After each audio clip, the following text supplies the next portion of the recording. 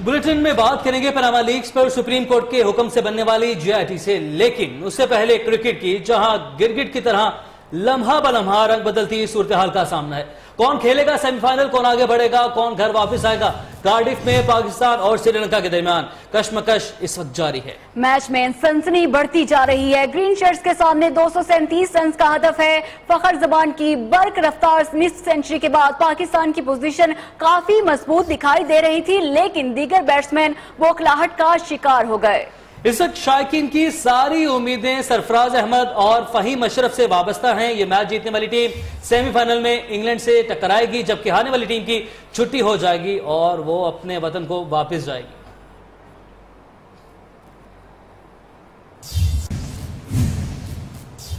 पाकिस्तान की batting line जीत की तरफ बढ़ते बढ़ते डगमगा गई। बल्लेबाज पतझड़ के पत्तों की तरह गिरने लगे। बैटिंग लाइन रवायती अंदाज में बौखलाहट का शिकार नजर आई। टॉप ऑर्डर में फखर जमान के अलावा कोई बैट्समैन डट कर ना खेल सका। विकेटें किस तरह गिरी, आइए आपको भी दिखाते हैं।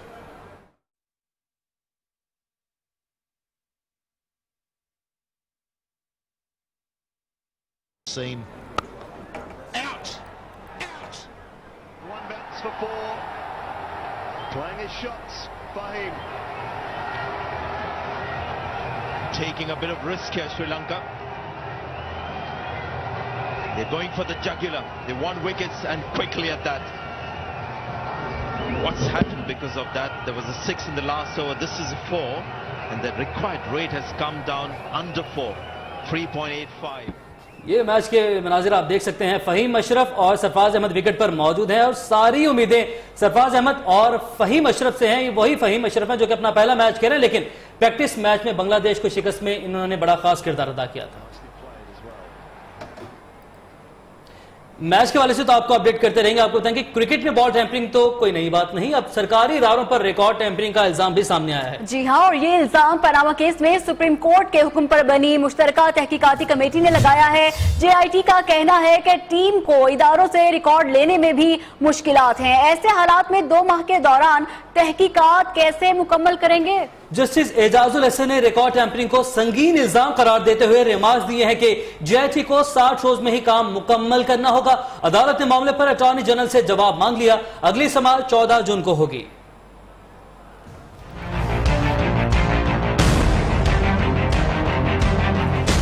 बॉल टेम्परिंग तो रही आम, अब कागजात में भी टेम्परिंग की बात गश्त। सुप्रीम कोर्ट में जेआईटी को दरपेश मुश्किलात के हवाले से दरख्वास्त पर समाअत। जस्टिस एजाजुल हसन ने रिमार्क्स दिए कि संगीन इल्जामात हैं कि रियासती इदारे रिकॉर्ड में टेम्परिंग और तब्दीली कर रहे हैं। अगर रिकॉर्ड तब्दील किया गया तो इसके संगीन नताइज बरामद होंगे। हुसैन नवाज की तस्वीर लीक मामले की रिपोर्ट भी सुप्रीम कोर्ट में जमा। जेआईटी के सरबराह वाजिद जिया ने सरबमोहर लिफाफे में तहकीकाती रिपोर्ट पेश कर दी। बेंच के सरबराह ने रिमार्क्स दिए कि तस्वीर किसने लीक की और इसके खिलाफ क्या कार्रवाई हुई। जेआईटी को एतराज न हो तो रिपोर्ट पब्लिक भी की जा सकती है। अदालत ने जेआईटी की दरख्वास्त और हुसैन नवाज की तस्वीर लीक से मुतालिक अटॉर्नी जनरल से जवाब तलब किया और जेआईटी की कार्रवाई की रिकॉर्डिंग से मुतालिक राय तलब करते हुए समाअत मुलतवी कर दी। और हुसैन नवाज सवालात के जवाब में खामोश रहे, उन्होंने कोई जवाब नहीं दिया। जेआईटी की रिपोर्ट में सब सामने आ गया। मुश्तरका तहकीकाती टीम ने अदालत से हुसैन नवाज की दरखास्त खारिज करने की इस्तदा कर दी। जेआईटी की सुप्रीम कोर्ट में जमा कराई गई रिपोर्ट में कहा गया है हुसैन नवाज की दरखास्त का मकसद तहकीकाती अमल में खलल डालना और ताखीर करना है। ये दरखास्त जेआईटी को बदनाम करने की कोशिश है। जेआईटी का कोई रुकन तस्वीर लीक करने में मुलव्विस नहीं।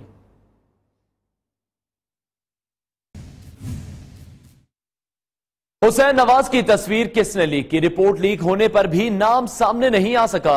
जेआईटी की तस्वीर लीक पर सुप्रीम कोर्ट में जमा होने वाली रिपोर्ट सामने आ गई। रिपोर्ट में ना तो तस्वीर सामने लाने वाले का नाम बताया गया और ना ही उसके इदारे का जिक्र किया गया। यह भी बताया गया कि मुजरिम को हटाकर उसके खिलाफ महकमा इंक्वायरी की गई है। इंजबाती कार्रवाई भी अमल में लाई गई, लेकिन शख्स और इदारे का नाम ताहाल सिगाराज ही रखा गया है।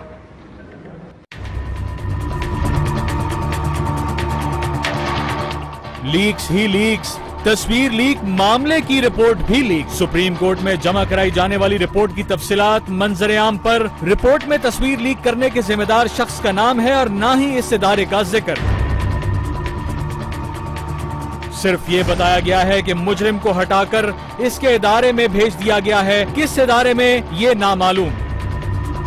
मुतल्लिका इदारे ने भी तस्दीक की है कि मुतल्लिका शख्स के खिलाफ महकमाना इंक्वायरी कर ली गई है, मुनासिब इंजबाती कार्रवाई की गई है। रिपोर्ट के मुताबिक हुसैन नवाज की तस्वीर लीक होने का मामला 5 जून को इल्म में आया। JIT ने फौरी जामिया तहकीकात शुरू कर दी। JIT ने तहकीकात के 24 घंटे के अंदर मुजरिम की निशानदही कर ली और तहकीकात के 24 घंटे के अंदर ही रिपोर्ट मौजूद बेंच को पेश कर दी थी। JIT के सरबराह आज फिर सहाफियों के सवालात का जवाब दिए बगैर निकल गए। सहाफियों ने पूछा क्या मरियम नवाज को भी तलब किया जाएगा, तो जवाब मिला नो कमेंट्स। सवाल किया गया क्या वजीर आजम को भी इंतजार कराया जाएगा, फिर वही जवाब नो कमेंट्स। साहब ये बताइएगा कि क्या मरियम नवाज को भी तलब कर रहे हैं आप वजीर आजम के बाद? No comments. इसहाक डार साहब को बुला रहे हैं सर, सुने वजीर आजम साहब को भी 2-2.5 घंटे वेट करवाया जाएगा सर, कहा जा रहा है वेट करवाया जाएगा सर वजीर आजम को। अब नून लीग ने तस्वीर लीक करने वाले का नाम सामने लाने का मुतालबा कर दिया। हुकूमती रहनुमाओं का कहना है कि वजीर आजम JIT में जाकर तारीख रकम करेंगे, आमिर की तरह कमर में दर्द का बहाना नहीं करेंगे। तहरीक इंसाफ वाले इदारों की तजलील बंद कर दें। इमरान खान खुद अदालतों से भागते हैं, दूसरों को क्या मजबूर करेंगे। प्राइम मिनिस्टर और उनका पूरा खानदान हर किस्म के एहतसाब के लिए अपने आप को पेश कर रहा है, तो ये फैसला उस वक्त हो गया था। इस्लामाबाद में तारिक फजल चौधरी बोले कि वज़ीर आज़म ने JIT में पेशी का फैसला सुप्रीम कोर्ट को खत लिखते ही कर लिया था। PTI और दीगर ने फजूल की उछलकूद शुरू कर दी। जब उन्होंने सुप्रीम कोर्ट ऑफ पाकिस्तान से आज खुद रुजू किया था कि आप एक पार्लिमानी कमेटी बनाएं, पार्लिमानी कमीशन बनाएं, अदालती कमीशन बनाएं, प्राइम मिनिस्टर और उनका पूरा खानदान हर किस्म के एहतसाब के लिए अपने आप को पेश कर रहा है, तो ये फैसला उस वक्त हो गया था। दानियल अजीज ने कहा कि PTI वाले तौहीन अदालत कर रहे हैं। इमरान खान पर आईनी इदारों की तस्लील का इल्जाम है। कोई जो अगला ऑर्डर है इसके मुताबिक में वो दरकार है, वो आ नहीं रहा, तौहीन अदालत ये किए चले जा रहे हैं। उधर वजीर मुमलिकत मरियम औरंगजेब बोली पहाड़ों पर चढ़कर ट्वीट करने वाले खुद अदालतों में पेश नहीं होते, वजीर आजम को क्या मजबूर करेंगे। मुझे आज पाकिस्तान में एक जमहूरी वजीर आजम और पाकिस्तान के अंदर मुस्तहकम होने वाली जमहूरियत पे भी फख्र है। पंजाब असम्बली के बाहर सूबाई वजीर राना सनोल्ला ने कहा कि वजीर आजम को भी पेशी पर ऑप्शंस दिए जाते तो JIT का वकार बढ़ता। तहकीकात में JIT का तरीकाकार हितक-अमेज़ है। नून लीग की दस्ता तो वजीर आजम के दिफा में सरगर्म, लेकिन कप्तान कहते हैं कि नवाज शरीफ को अब कोई नहीं बचा सकता। चेयरमैन तहरीक इंसाफ का कहना है कि नवाज शरीफ को पेशी से कबल इस्तीफा दे देना चाहिए। ओहदे पर होते हुए तहकीकात नहीं हो सकती। JIT में पेश होकर वजीर आजम एहसान नहीं कर रहे। रिजाइन किए बगैर ये नामुमकिन है कि JIT सही तरह फंक्शन कर सके। नवाज शरीफ के पास अब सिर्फ 2-2.5 हफ्ते ही बाकी हैं। PTI चेयरमैन की पेशगोई। मीडिया से गुफ्तगू में बोले वजीर आजम अब दुनिया भर में कहीं भी चक्कर लगा लें, कोई भी मुल्क अब नहीं बचा सकता। JIT सुप्रीम कोर्ट की बनाई हुई, उसके सामने आप किसी किस्म की रुकावट डालते हैं, ये भी जुर्म है। कप्तान ने शफाफ तहकीकात के लिए जुमेरात को वजीर आजम की पेशी से कबल उनके इस्तीफे और JIT रिपोर्ट मंजर आम पर लाने का मुतालबा कर दिया। प्राइम मिनिस्टर को रिजाइन करना चाहिए थर्सडे से पहले। कैसे है कि क्रिमिनल प्रोसीडिंग्स हो रही हैं प्राइम मिनिस्टर के ऊपर और वो वहां जा रहे हैं। इमरान खान ने कहा कि कतरी शहजादे के न आने की वजह से ही PTI पर हमले किए जा रहे हैं और इनका जवाब पत्थर से देने ऑपोजिशन वाले भी मैदान में आ गए। PTI के दस्ते का यह कहना है कि वजीर आजम ओहदा बचा नहीं सकेंगे, हुकूमत JIT को मतनाजा न बनाए। एतजाज अहसन और शेख रशीद ने भी हुकूमत को आड़े हाथों लिया।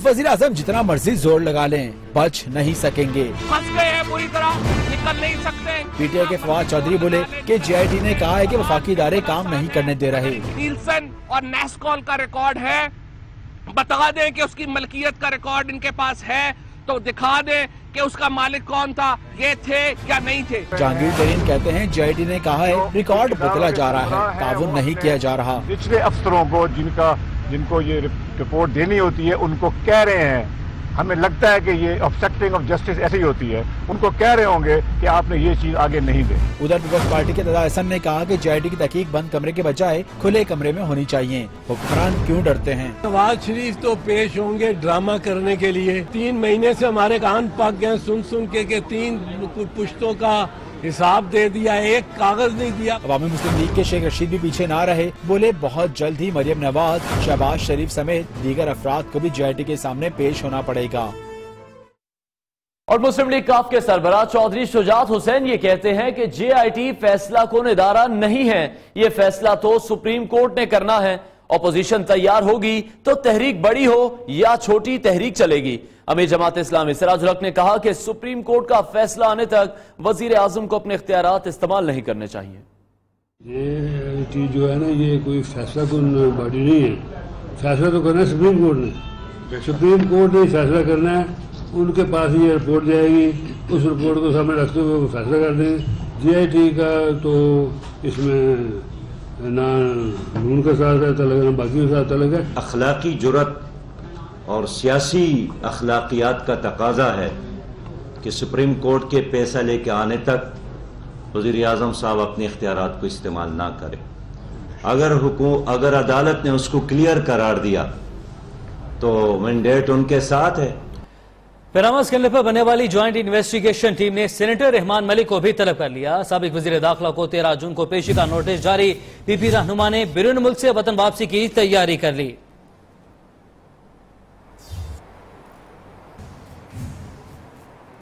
वज़ीर आज़म नवाज शरीफ को JIT में तलब किए जाने को अवामी नुमाइंदों ने खुशाइंद करार दे दिया। ताहम ऑपोजिशन से ताल्लुक रखने वाले मेंबरान असेंबली का कहना है कि वज़ीर आज़म की पेशी से केस सुलझाने में कोई फायदा नहीं होगा।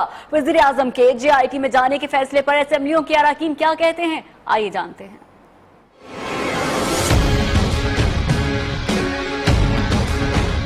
प्राइम मिनिस्टर साहब का पेश होना जो है वो जमहूरियत की मजबूती का बायस बनेगा, अदारों की मजबूती का बायस बनेगा। हमारा शुरू से मुतालबा रहा है कि वज़ीर आज़म को इस्तीफ़ा देकर JIT के सामने पेश होना चाहिए। जो मुतालबा कर रहे हैं इस्तीफ़े का, तो उनको अपनी बुनियाद किसी ऐसे मॉरल ग्राउंड के ऊपर जब इन्वोक कोई करता है तो किसी कानूनी नुक्ते के ऊपर करता है। उन्हें इख्तियार है बुलाने का, अगर उन्हें कोई शक है या कोई डाउट है। मैं उसको अप्रिशिएट करता हूँ कि कोर्ट के डिसीजन पे वो पेश हो रहे हैं। कि पाकिस्तान को बेवकूफ़ बनाने की कोशिश है।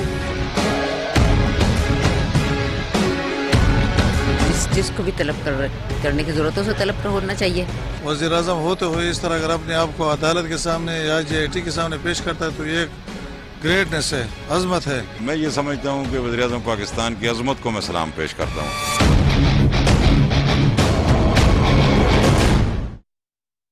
अभी रुक करते हैं कराची के इलाके गुलिस्तान जौहर का, जहां नामालूम अफराद ने फ्लैट में घुसकर 2 अफराद को कत्ल कर दिया।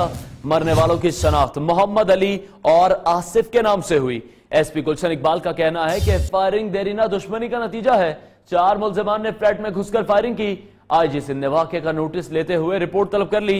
जराए का यह बताना है कि मकतूल आसिफ के 3 भाइयों को पहले भी कत्ल किया जा चुका है। इन्हें गैंग वॉर के मुल्जिमान बिलाल और साजिद के ग्रुप ने मारा और लाशें लियारी नदी में फेंकी थी।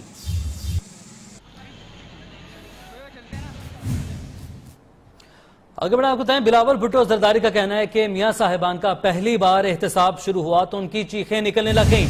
चेयरमैन पीपल्स पार्टी बोले कि उनकी मां अपने बाप से मिलने घंटों लाइनों में लगी रहती थी और ये एक तस्वीर लीक होने पर रो पड़े। ओ मियां साहब, ये अरबों रुपए। चेयरमैन पीपल्स पार्टी बिलावल भुट्टो जरदारी हुकूमती जमात पर खूब बरसे। कहते हैं कि हुक्मरानों ने अवाम का जीना महाल कर दिया। मेरी माँ को अपने बाप से मिलने के लिए घंटों इंतजार करना पड़ता था और ये एक तस्वीर जारी होने पर बिल्क रहे हैं। मीडिया में एक फोटो क्या छपा, आपने आसमान सर पर उठा लिया है। अवाम का नारा लगाने वाली जमात में जियालों की ही दुहाई। बिलावल भुट्टो जरदारी के रखवालों ने ही जियाले के कपड़े फाड़ दिए। कसूर सिर्फ इतना कि बस चेयरमैन से एक मुलाकात का ख्वाहा था। पाकिस्तान पीपल्स पार्टी की जानिब से दिए जाने वाले अफ्तार पार्टी में शुरू से आखिर तक बद इंतजामी के मनाजिर खूब देखने को मिले। कहीं जियालों को धक्के पड़े तो कहीं मार। कैमरामैन सनी जेम्स के साथ तलहा सैयद, कुरैशी, नियो न्यूज, लाहौर। इमरान खान की ऑफशोर कंपनी और गैर मुल्की पार्टी फंडिंग पर पीटीआई की जानिब से जवाब सुप्रीम कोर्ट में जमा करवा दिया गया। जवाब में जमाइमा खान के बैंक रिकॉर्ड की तफसीलात भी शामिल हैं। तहरीक इंसाफ ने जवाब के साथ हनीफ अब्बासी की दरखास्त खारिज करने की इस्तदा भी कर दी। सुप्रीम कोर्ट का 3 रुकनी बेंच कल हनीफ अब्बासी की दरखास्त पर समाअत करेगा।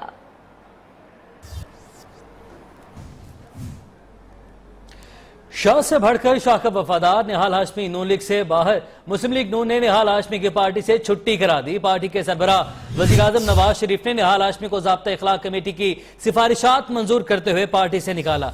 नवाज लीग निहाल हाशमी को डिसीट करने के लिए चेयरमैन सेनेट को भी खत लिखेगी।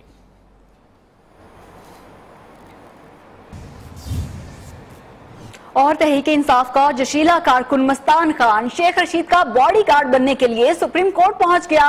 मस्तान खान का कहना है कि किसी ने शेख रशीद की तरफ मैली आंख से देखा तो वो उसकी तबीयत साफ कर देंगे। शेख रशीद के पास में आया, अगर कोई उसको कुछ चिढ़ाएगा तो हम तैयार करके आया। कप्तान का खिलाड़ी शेख रशीद पर वारी, नाम मस्तान खान, कौम पठान, कर दिया दबंग ऐलान। शेख रशीद के पास कुछ झगड़े के लिए तैयार बोलता 22 लाख रुपए, तो इसके लिए तो आज मैं आया, अगर कोई उसको कुछ चिढ़ाएगा तो हम तैयार करके आया।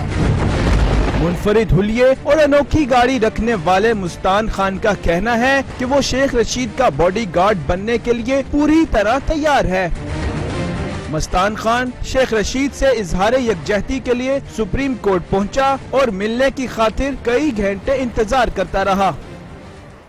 यहाँ वक्त एक ब्रेक का, जिसके बाद आपको दिखाएंगे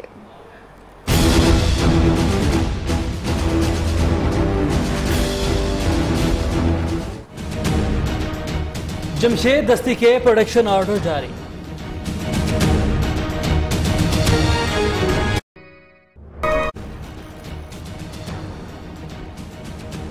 वेलकम बैक। खलीजी ममालिक और कतर में तनाज़ात खत्म करने के लिए पाकिस्तान ने सालिसी मिशन शुरू कर दिया है। वज़ीर आज़म नवाज शरीफ और army chief general Qamar Javed Bajwa Saudi अरब के हंगामी दौरे पर जद्दा पहुंच गए। अपने दौरे के दौरान वज़ीर आज़म खादिमुल अरहमैन शरीफैन से मुलाकात में खित्ते में कशीदगी कम करने के लिए अपनी तजावीज़ देंगे।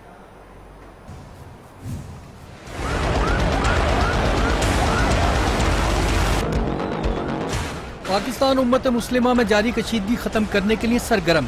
वजीर आज़म नवाज शरीफ जद्दा पहुँच गए। Army chief general Qamar Javed, machine खारजा सरताज अजीज और वजीर खजाना इसाक डार भी वजीर आज़म के हमरा। वजीर आज़म खलीजी ममालिक में पैदा होने वाली कशीदगी के पेश नज़र सलमान बिन अब्दुल अजीज से मुलाकात करेंगे। मामले पर पेशरफ्त हुई तो मुमकिन है कि वजीर आज़म कतर का दौरा भी करेंगे। दौरे से कबल वजीर आज़म को खलीजी ममालिक में तैनात पाकिस्तानी सफीरों की जानिब से ब्रीफिंग भी दी गई। दूसरी जानिब army chief general Qamar Javed Bajwa से भी बरतानवी हाई कमिश्नर थॉमसन ड्यूव ने मुलाकात की, जिसमें अहम अमूर ज़ेर गौर आए। भारतीय कैद से रिहाई पाने वाले 11 पाकिस्तानी कैदी वाहगा के रास्ते वतन पहुंच गए। लाहौर पहुंचते ही पाकिस्तानी कैदी वतन की मट्टी पर सजदा रेस हो गए। लाहौर से तलहा सईद की रिपोर्ट।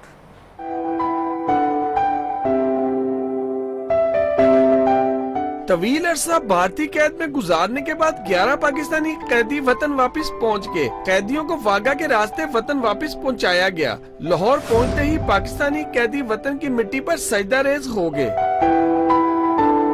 कैदियों का कहना है कि वतन वापस आकर बेहद खुश हैं और कैद से रिहाई पर पाकिस्तानी हाई कमीशन और दीगर हुकाम के भी शुक्रगुजार हैं।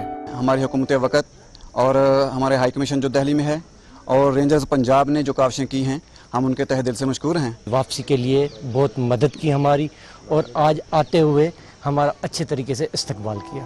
भारत से वापस आने वाले कैदियों में एक का ताल्लुक लाहौर से, जबकि 10 का पंजाब के दीगर शहरों से है। कैमरामैन शाहिद अली के साथ तला सईद कुरैशी, न्यू न्यूज़ लाहौर। अभी कुछ बात करते हैं लाइन ऑफ कंट्रोल की सूरत हाल के हवाले से, जहां भारतीय जारियत का सिलसिला अभी भी जारी है। जंदरोट और तत्तापानी सेक्टर में भारत की बिला इस्तेमाल गोलाबारी और फायरिंग से 2 शहरी शहीद जबकि 3 जख्मी हो गए। दफ्तर खारजा ने भारतीय डिप्टी हाई कमिश्नर को तलब करके शदीद एहतजाज किया है।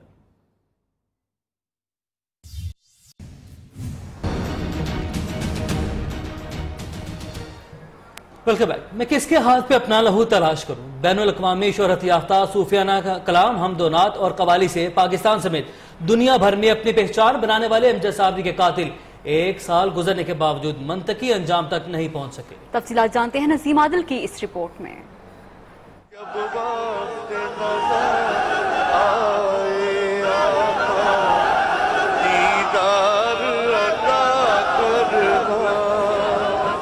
सफ़े अव्वल के कव्वाल अमजद साबरी को हमसे बिछड़े 1 साल बीत गया। उन्हें घात लगाए नामालूम दुश्मनों ने फायरिंग करके कत्ल किया था। सायादार दरख्त हमारे सरों में से काट दिया, छीन लिया, जला दिया जिसे कहते, और कड़ी धूप में हम सबको खड़ा कर। किसी आदमी की अगर देखना हो तो उसकी जिंदगी नहीं, उसकी मौत देखो। अमजद साबरी की बरसी के मौके पर कुरान ख्वानी, नात और महफिल समा मुनक्किद की जा रही है। हर इंसान जो उससे एक बार मिल लेता था, चाहे वो किसी उम्र का हो, बस वो उसका हो। मारूफ कव्वाल के कातिल भी पकड़े गए, JIT भी बनी। मुकदमा एक अदालत से दूसरी अदालत मुंतकिल हुआ, लेकिन ताहाल सजा का तयन नहीं हो सका। कैमरामैन राहिल अहमद के साथ नसीम आदिल, न्यूज़ कराची।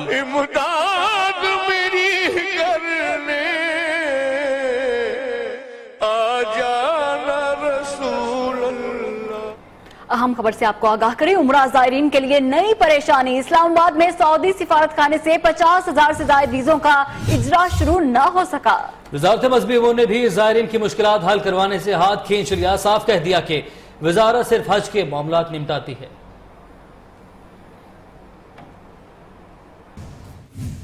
उम्रा की सादत हासिल करने में एक और मुश्किल। इस्लामाबाद में सऊदी सफारत खाने ने वीजे जारी करने का अमल रोक दिया।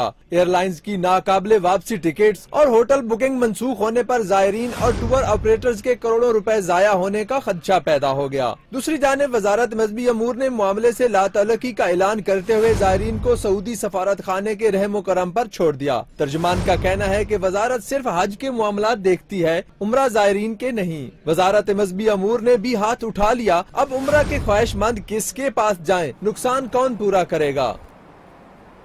कराची के इलाके खारादर में खास मेमनी डिश मालपुड़ा खाने लोग दूर दूर से आते हैं। देसी घी, अंडा और दूध से तैयार होने वाले मालपुड़ा को खूब पसंद किया जाता है। इस डिश के बारे में मजीद बता रहे हैं शाहिद सत्तार।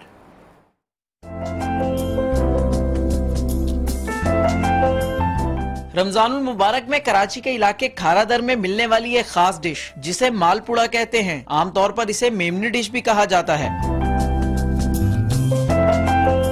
देसी घी, अंडा, मैदा, चीनी और दूध से तैयार होने वाला मालपुड़ा तरावी के बाद लोग शौक से खाने आते हैं। वैसे तो पूरा साल ही मालपुड़ा का चर्चा रहता है, लेकिन माह सयाम में इसकी मांग मजीद बढ़ जाती है। खाने वाले कहते हैं खारादर के मालपुड़ा की बात ही अलग है। ये रमजान के महीने में हम लोग यहाँ मालपुड़ा तरावी के बाद खाने के आते हैं। इसका टेस्ट बहुत अच्छा होता है और बहुत दूर दूर से हम लोग रंशो लाइन से इधर आए खाने के लिए। इधर का हलीम भी मशहूर है, मालपुरे के साथ मलाई भी मिलती है, वो भी बहुत अच्छा है। रमजान के 30 दिन में तकरीबन हम लोग 15 दिन 20 दिन तक तो यहाँ आता ही जरूरी है। अपने सारे काम छोड़ के ये खाने जरूर आता है। इस रिवायती और मजेदार डिश का मजा लेने लोग दूर दूर से खारादर का रुख करते हैं। शाहिद सत्तार, न्यूज़ कराची। उधर कौमी असेंबली का इजलास फिर हंगामा आराई का शिकार रहा। अपोजिशन ने ऐवान से वॉकआउट कर दिया। खुर्शीद शाह ये कहते हैं कि जमशेद दस्ती को सदारती खिताब के दौरान एहतजाज की सजा दी गई। स्पीकर कौमी असेंबली ने जमशेद दस्ती के प्रोडक्शन ऑर्डर जारी कर दिए। शाह महमूद कुरैशी की तकरीर के दौरान हुकूमती अरकान ने शोर मचाए रखा। कौमी असेंबली में गर्मा गर्मी, ऑपोजिशन का वॉकआउट। ईवान में नुक्ता एतराज पर खुर्शीद शाह ने कहा कि जब तक सजा नहीं होती अरकान पार्लियामेंट के खिलाफ कार्रवाई नहीं हो सकती। इस पर स्पीकर रियाज सादिक का कहना था कि जमशेद दस्ती के दरख्वास्त मौसूल होने पर इनके प्रोडक्शन ऑर्डर जारी कर दिए हैं। तकरीर में शाह महमूद कुरैशी बोले कि रुकने असेंबली को दहशतगर्दों की काल कोठरी में डाला गया, हुकूमत ने तारीख से सबक नहीं सीखा। जवाब में कैप्टन रिटायर्ड सफदर का कहना था कि शाह महमूद कुरैशी के कॉल ऑफ फेल में तजाद है। पार्लियामेंट भुट्टो का साथ देती तो फांसी न होती। शाह महमूद की तकरीर के दौरान कैप्टन सफदर और हुकूमती अरकान ने शोर मचाया तो स्पीकर ने उन्हें खामोश करा दिया। कौमी असेंबली के बाद रुख करते हैं पंजाब असेंबली का, जिसके इजलास में माली साल 2017-18 के बजट की तकनीकी तौर पर मंजूरी दे दी गई। इस इजलास में वजीर आला की शिरकत पर अपोजिशन ने शरी बरादरान के खिलाफ शदीद नारेबाजी की।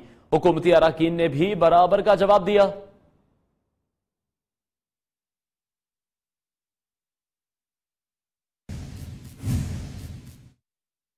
उधर सिंध असेंबली में बजट पर बहस के दौरान स्पीकर और रुकन एमक्यूएम के दरमियान तकरार का वाकया पेश आया। स्पीकर के माइक बंद करने पर एमक्यूएम के अरकान ऐवान से वॉकआउट कर गए। आम खबर आप तक पहुंचा रही है इस वक्त सिंध असेंबली से, जहां बजट पर बहस के दौरान स्पीकर और रुकन एमक्यूएम के दरमियान तकरार हुई।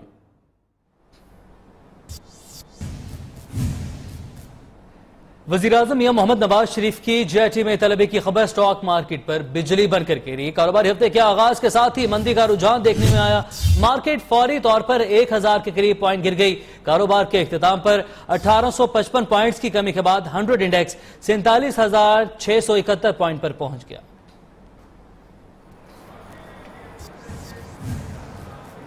एक बार फिर से बात करेंगे चैंपियंस ट्रॉफी के हवाले से। चैंपियंस ट्रॉफी में पाकिस्तान श्रीलंका मुकाबला सेमीफाइनल में पहुंचने की दौड़ ग्रीन शर्ट्स शदीद मुश्किलात से दो चार हैं। फखर जमान ने तो 50 बनाई, लेकिन दीगर बैट्समैन नाकाम हो गए। अजहर अली 34, बाबर आजम 10, मोहम्मद हफीज 1, शुएब मलिक 11, अम्माद वसीम 4 और फहीम अशरफ 15 रन बना सके। 74 रन के ओपनिंग स्टैंड के बावजूद पाकिस्तान टीम बहरान का शिकार हो गई। पहली विकेट गिरने के बाद कोई बड़ी पार्टनरशिप न बन सकी। इस वक्त उम्मीदों का मरकज कप्तान सरफराज अहमद हैं।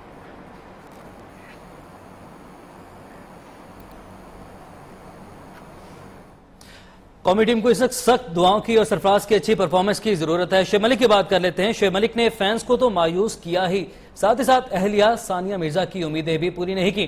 तजर्बाकार ऑलराउंडर अहम मैच में भी नाकाम हो गए। कार्डिफ में जारी मैच से कबल साबिक कप्तान अजहर अली का कहना था कि श्रीलंका के खिलाफ फतह के साथ सेमीफाइनल में जगह बनाएंगे।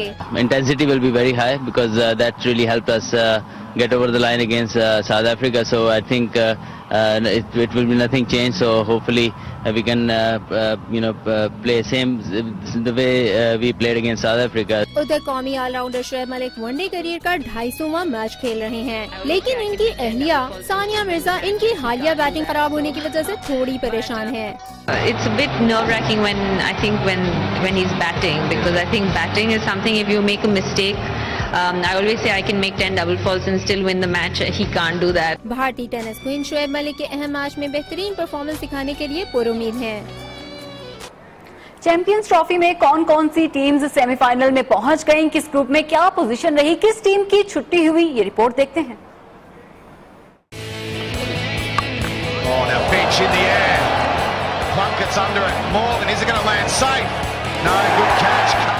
यकतरफा मुकाबले, हैरान कुन नताइज, टॉप क्लास टीमों की छुट्टी। ग्रुप ए में इंग्लैंड का पलड़ा भारी रहा। मेजबान टीम तीनों मैच जीतकर सेमीफाइनल में पहुंची। इस ग्रुप से बांग्लादेश भी सेमीफाइनल में पहुंच गया। ऑस्ट्रेलियाई टीम बदकिस्मत रही, जिसके 2 मैच बारिश की नजर हुए। ग्रुप बी में सूरत हाल दिलचस्प हो गई। श्रीलंका ने भारत को हराकर रन रेट का चक्कर ही खत्म कर दिया। इस ग्रुप से भारत सेमीफाइनल में पहुंचा। जनूबी अफ्रीका की छुट्टी हो गई। अब दूसरी टीम कौन होगी? श्रीलंका और पाकिस्तान में कशमकश जारी है। खबरें और भी होंगी इस ब्रेक के बाद, हमारे साथ रहिए।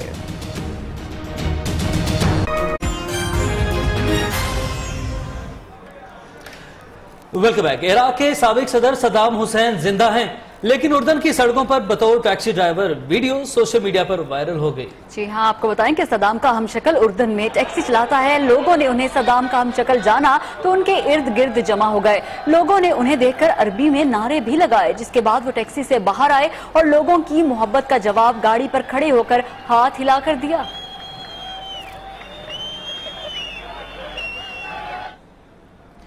लंदन और रूस में कलर रन रेस का एहतमाम किया गया, जहां हजारों अफराद ने उड़ते रंगों के दरमियान दौड़ लगाई। लंदन और रूस में रंगों की बहार। दहशतगर्दों के अज़ाइम को नाकाम बनाने का आज़म लिए लंदन के शहरियों ने रंगों की दौड़ में हिस्सा लिया। वेम्बले पार्क में मुनक़िदा 5 किलोमीटर की रेस में 19,000 अफराद ने शिरकत की और खूब महसूस हुए। उधर रूस के दारुल-हुकूमत मास्को में भी रंगों की सालाना दौड़ हुई। मुंतज़मीन रंग उड़ाते रहे, आवाम दौड़ती और खेलती रही। अफ्रीकी मुल्क में खतरात में घिरी चीनी टेलीकॉम कंपनी के मफादात और बका की जंग, क्या बच पाएगी चीनी कंपनी और उसका स्टाफ? एक्शन से भरपूर फिल्म चाइना सेल्समैन का नया ट्रेलर जारी कर दिया गया। फिल्म 16 जून को चीनी सिनेमाघरों की जीनत बनेगी।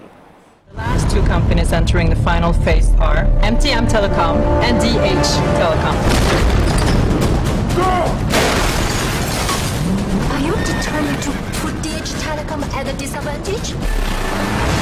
As Susanna wants this bid to be in sync with the latest technology. Transported from China, reached the shores of Africa hundreds of years ago, or a single person actually.